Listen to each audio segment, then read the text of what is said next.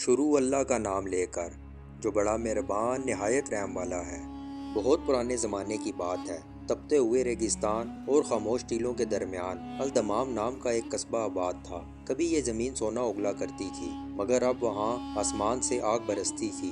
پچھلے 3 برس سے بارش کی ایک بوند بھی زمین پر نہیں گری تھی۔ ندیاں سوکھ چکی تھی، تالابوں کی تہوں میں دراڑیں پڑ گئی تھی اور جانور پیاس سے دم توڑ رہے تھے۔ اس قصبے میں پانی ہیروں اور موتیوں سے بھی زیادہ قیمتی ہو چکا تھا۔ قصبے کے باہر اپنے آبائی کھیت میں رحیم نام کا ایک نوجوان رہتا تھا۔ عمر محض 25 برس، مگر ذمہ داریوں نے اس کے چہرے پر وقت سے پہلے سنجیدگی بکھیر دی تھی۔ اس کے والد شیخ جمال قصبے کے نہایت نیک اور خدا ترس انسان تھے۔ مرنے سے پہلے انہوں نے رحیم کو ایک ہی نصیحت کی تھی: بیٹا، ہماری زمین کے بیچوں بیچ جو پرانا کنواں ہے وہ ہمارے خاندان کی امانت ہے۔ چاہے جان چلی جائے مگر اس کنویں کا سودا کبھی مت کرنا، اور کسی پیاسے کو پانی دینے سے کبھی انکار مت کرنا۔ رحیم نے اپنے والد کی اس نصیحت کو تعویذ بنا کر دل سے لگا لیا تھا۔ اس پورے علاقے میں صرف رحیم کا کنواں ہی ایسا تھا جس کی تہہ میں ابھی کچھ پانی باقی تھا۔ وہ دن رات محنت کرتا،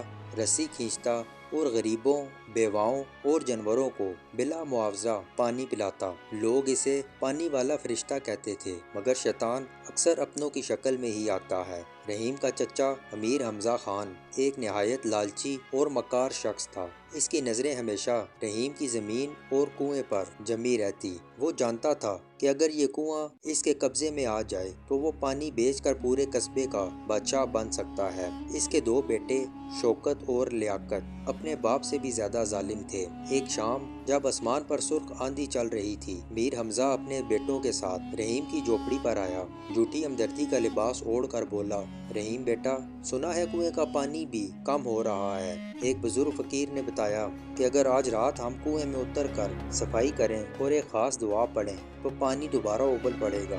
صاف دل رحیم اس سازش کو نہ سمجھ سکا۔ اس نے کہا: چچا جان، اگر میری محنت سے گاؤں کی پیاس بجھ سکتی ہے تو میں تیار ہوں۔ رات گہری ہو گئی، کنواں سیاہ اور خوفناک دکھائی دے رہا تھا۔ میر حمزہ نے رحیم کی کمر میں رسی باندھی اور اسے نیچے اتار دیا۔ جیسے ہی رحیم تہہ میں پہنچا، اوپر سے شیطانی کہکا گونجا: پانی تو کم ہے بھتیجے، مگر تیری عمر اس سے بھی زیادہ کم ہے۔ یہ کہتے ہوئے انہوں نے رسی کاٹ دی۔ رحیم گہرے کیچڑ میں جا گرا۔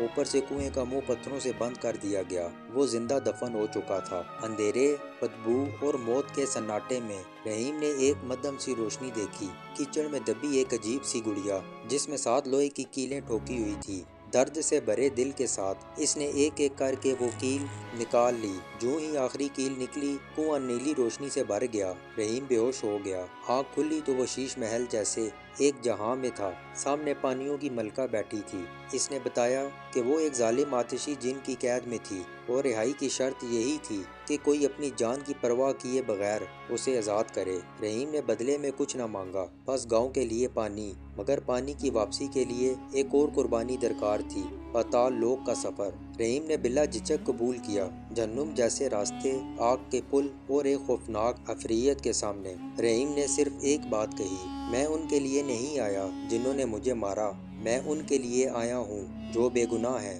آخرکار اس نے دہکتے ہوئے تالے کو اپنے ہاتھوں سے توڑ دیا۔ اس کی انسانی ہستی جل کر مٹ گئی اور وہ خود پانی کا وجود بن گیا۔ اسی لمحے کنواں پھٹ پڑا۔ پانی کا عظیم فوارہ آسمان تک بلند ہوا۔ زمین سرسبز ہو گئی اور رحیم اب انسان نہیں، رحمت پانی کی صورت کنویں میں سمٹ گیا۔ میر حمزہ اور اس کے بیٹے دریا کے بیچ کھڑے رہ گئے، مگر عمر بھر ایک بوند نہ پی سکے۔ یہی تھا ان کا انجام۔ آج بھی لوگ کہتے ہیں: جو صبر اور نیکی کا راستہ چنتا ہے اس کے لیے پتھر سے بھی چشمہ پھوٹ پڑتا ہے، اور جو ظلم کرتا ہے وہ سمندر میں رہ کر بھی پیاسا مرتا ہے۔